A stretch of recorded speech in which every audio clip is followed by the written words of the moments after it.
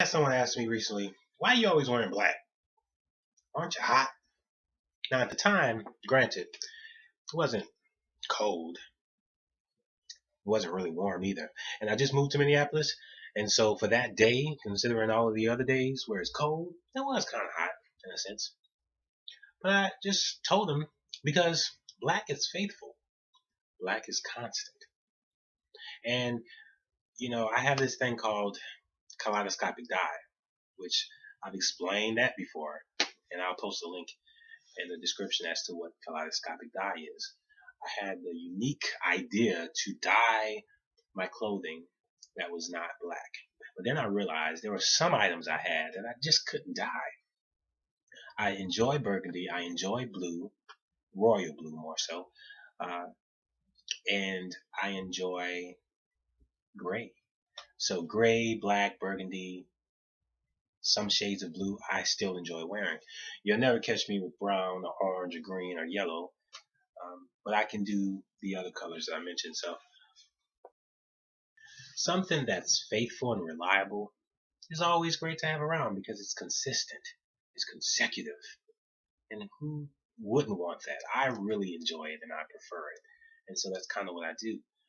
The same thing with the button therapy thing. The buttons, the black and white. It's a part of what I do. It helps me, and it helps, therefore, my ability to choose.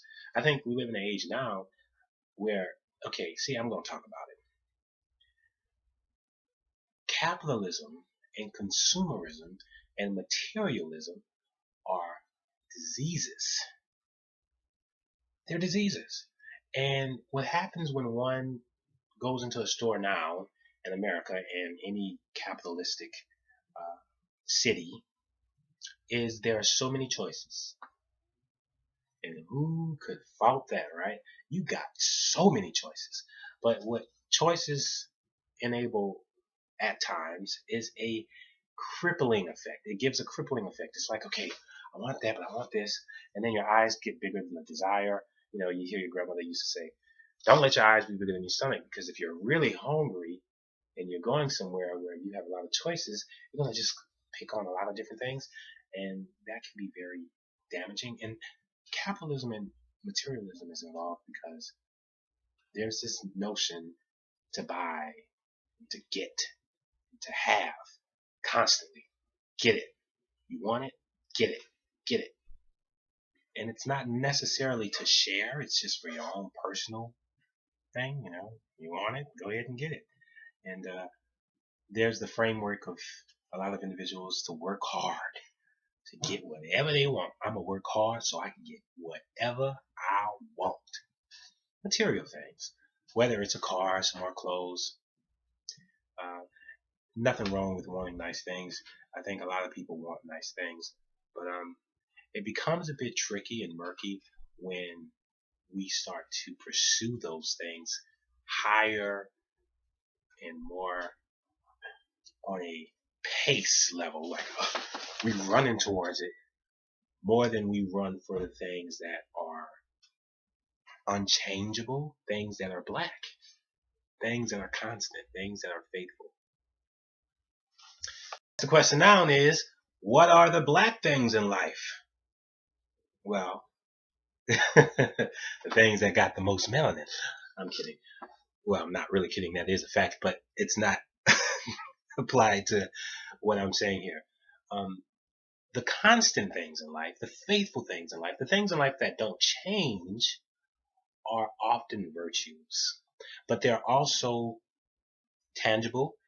When one speaks of love and when one speaks of justice, those things we cannot physically touch, but we feel those things on a universal level and on a conscious level. And those are the things I intend to pursue. I'm not here to tell you what you're supposed to pursue. I'm just here to kind of give you the facts.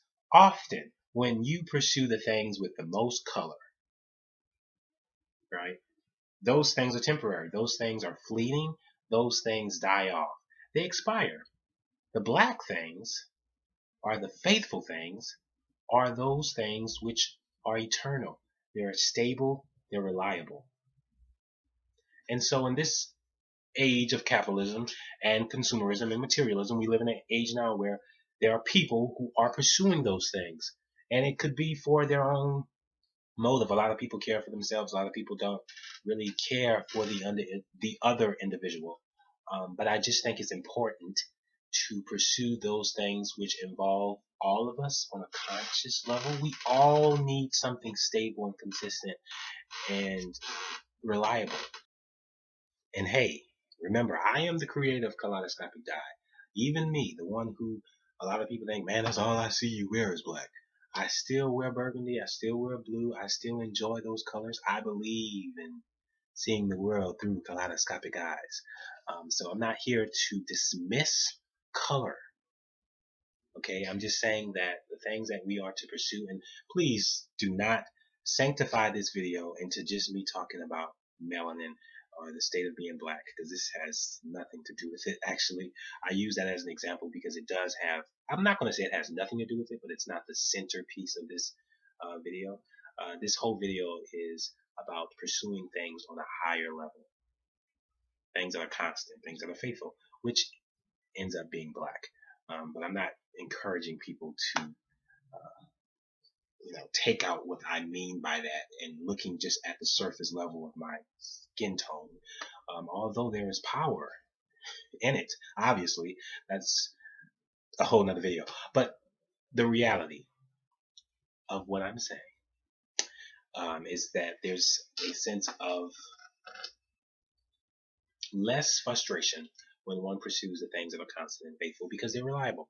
But it's still okay to fuck around with the burgundy and the blues and the reds. And hey, you might like some yellows and some orange and some greens.